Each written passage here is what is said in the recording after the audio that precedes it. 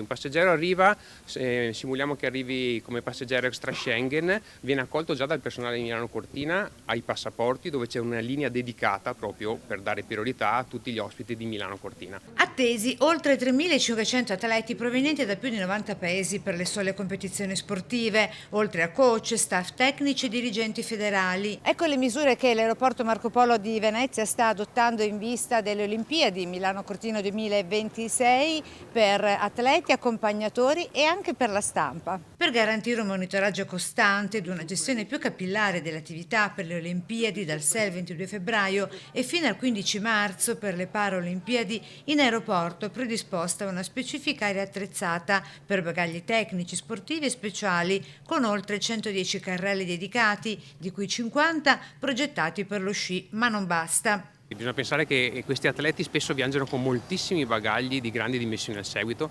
Pensiamo che un atleta dello sci alpino può portare con sé fino a 10-15 sacche di sci per svolgere le proprie competizioni.